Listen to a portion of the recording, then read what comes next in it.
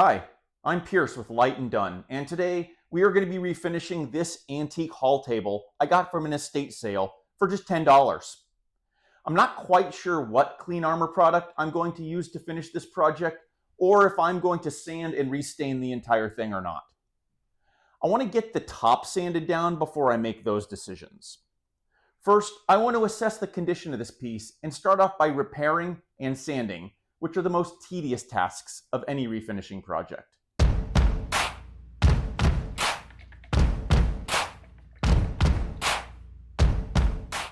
As you can see, the headboard for this project screws in from the back and right into the wood surface with little other support. We're going to change this very poor design choice. The screws in the back have been snapped off, so first we're going to use a trick to remove the embedded metal before we move forward. These are the tools we're going to be using today to pull that embedded metal out of the wood. Locate the nail or screw that is broken off. Now take a similar sized drill bit and drill right next to the screw, creating a pocket adjacent to it. Take a small hammer and nail punch and tap the screw into the pocket you just created. Now you have a space to get in some needle nose pliers to extract that broken metal. You might need to try a few other tools to get the metal out, but the important trick is to create the pocket with the drill bit.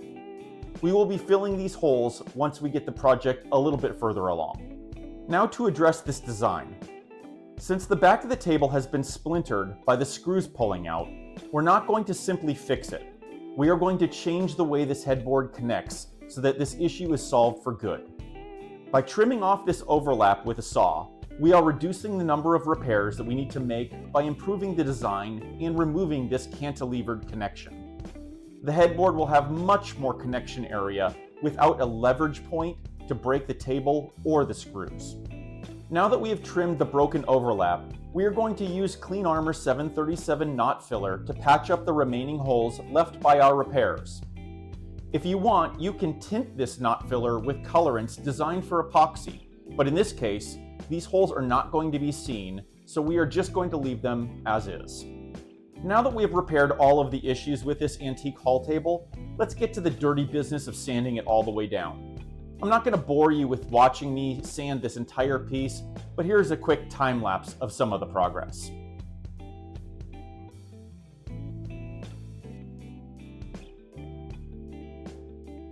And we got to do a little small repair here. So you can kind of see down here, the top has these little blocks that are holding it down right there and there. And you can see it comes out quite a bit if I really want to flex it like this. So what I'm going to do is I'm just going to pull it tight, and I'm just going to use my little 23 gauge pin nailer and just tack this back down. All right, let's take a quick look here and see what we're doing.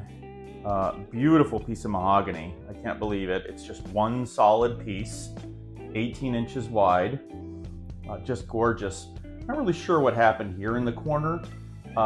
It's kind of funny because it's in the exact same spot on the other side as well, and it's like somebody was dropping something there, or I just can't wrap my head around why those would be in the corners like that, but that's going to be impossible to get out without burning through a whole bunch of wood. So I'm just going to leave them be. Looking at these legs, yeah, they've got some little nicks and dings in them and stuff like that, but they're actually in fairly good condition. I don't plan on stripping all of this down. This is a lot of sanding to do this. What I plan on doing is just using a wiping finish, and just detailing all this stuff out, cleaning it as best I can, and then putting a new coat of finish on there, and just getting all these little these little nicks and stuff like that all repaired up, because I'm pretty sure that this piece does not have any stain on it. This is just the natural color of the mahogany once it ages out. So I'm going to do a little test on the top to see if it needs a dye stain or not, but we're gonna see how it goes. All right, we're gonna finish up this project. So we finished the top and the headboard, and in order to finish this project up, what I'm going to do is I'm just going to take this little 220 block and just lightly scuff the finish, just like this. and you can see it's coming up white, but when I wipe it off, I'm really not taking too much off. All I'm doing is taking any small nubs off or anything like that. And then when we put the finish on, the clear armor, it's gonna darken all of these little light spots and stuff like that. So we're just gonna do a quick wiping finish on this, but we're just trying to reduce the amount of little nicks and little things on it, just so that the clean armor has something to stick to that's really nice, and that we're just smoothing it out and making it look good. All right, this is what I call no-nonsense finishing. I'm not concerned about any of the dust or anything like that. What I'm gonna try is I'm just gonna try this medium brown walnut. It's a Mohawk dye stain. And we're just gonna try just 2 little patches here, and then I'm gonna cover it with 700, Clean Armor 700. I'm not gonna filter it, I'm not gonna strain it, I'm not gonna do anything with it. Again, this is just no nonsense. We're just looking for a rough result here to see what the best option is gonna be going forward. So we'll let that flash off for just a second.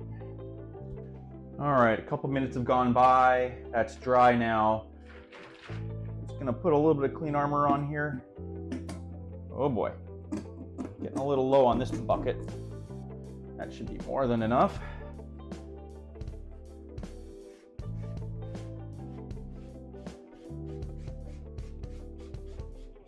And again, we're just looking for color here. That's all we're doing.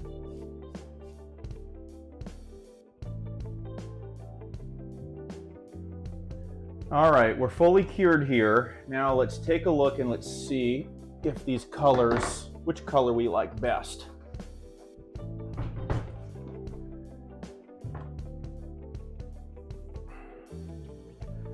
So I'd say we have a pretty good winner here with just Clean Armor, and that's it. I don't think we need to stain anything else, which also is gonna make our job easy, fixing these little nicks and repairs and stuff like that. It's just gonna come out all the same color that's already here. So this is gonna be a great project. I do need to wipe this entire table down. It is so dusty. I wasn't worried about that because I was kind of in the sanding and the dust phase, but great color match. We're gonna make that really great for the top and put a really durable coat on there. Still not sure what I wanna do. Maybe exterior 705, or maybe the brand new product coming out, the 716, which is a wiping varnish from Clean Armor that cures instantly. So stay tuned for that. I need to play around with the 716 before I try it on this piece. I want to try it on something else first. Like always, test your stuff out on scrap pieces of wood before you put it on your projects. All right, now that we got this project sanded down quite a bit, yeah, it's time to blow this thing off and get some of the dust out of this old thing. All right, now I'm going to tack this thing down, just try to get the rest of the dust off of it and blow it down one last time, just to get this ready for finish.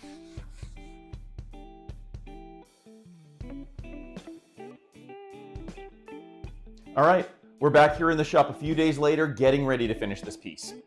After playing around with the new Clean Armor 716 wiping varnish, I'm confident that it's going to be my best choice for this piece. Plus, I just love applying it. This new product is quickly becoming my new favorite finish. Since I'm going over a previous finish on the legs, I want to match the sheen as closely as possible.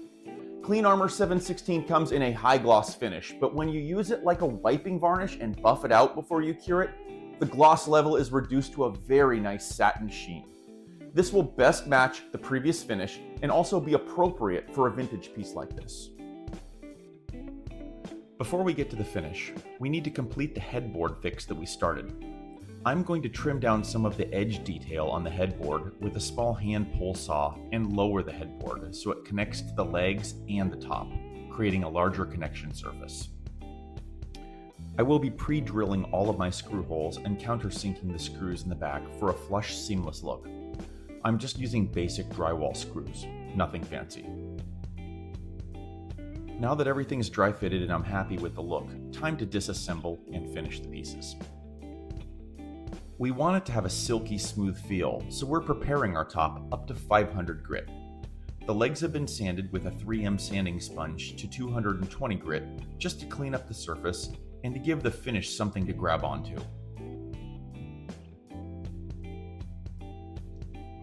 Since we're using a wiping varnish on this top and not building a thick film, we want the top as smooth as possible. This area is what will take the most abuse and will also be the part most people touch. We're going to pour a bit of finish on the top and work it around. Today I'm using my Wooster 3-inch silver tip brush for the top, headboard, and edge detail, and then switching to my Trimaco stain pad for the legs so I can get into all those nooks and crannies. All of the applicators you see today are available on my website, link below.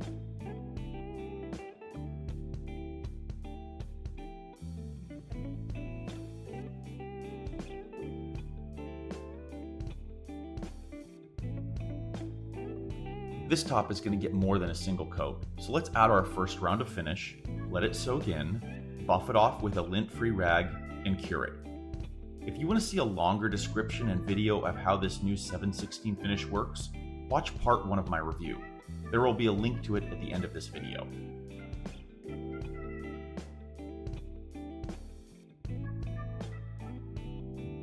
Here's what the wood should look like after you buff it off, but before you cure it. Just notice how dry it looks.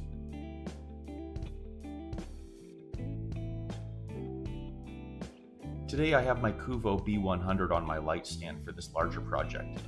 I'll also be using my H36 to supplement curing on the edges of this piece where the B100 might miss because of the edge profile.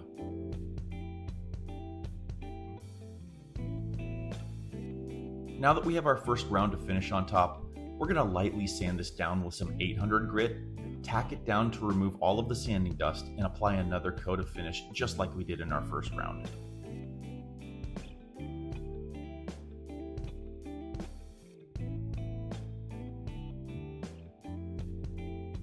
I will need to use a lot less clean armor for the second application because the surface is effectively sealed off and none will soak into the wood fibers. All we're doing with this second application is filling in any grain we missed the first time and building a bit more finish and enhancing the sheen and protection. We're still going for that hand-rubbed oil finish look, so we don't want to fill the grain in too much. 2 coats is all we need. Since we have lots of sun today, I'm opting to cure this entire table at once in the sun. I might have to turn it around to face the sun a bit, but it'll be faster than curing with my Lite. There are a lot of areas on this table to cure, and the sun is very effective at doing this. Now let's reassemble this and get this piece into the sun to see how it really looks. That color is truly amazing. We nailed a perfect satin finish with this project. I'm very happy the way this turned out.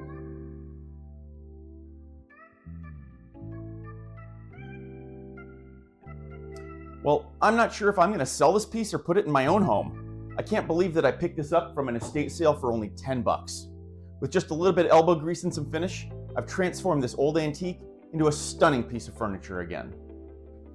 Well, what do you think about this project? What do you want to see in my future videos? Please comment below and you might see your suggestion in one of my next videos. And if you like this type of content and want to see more, please consider subscribing below. See you in the next video.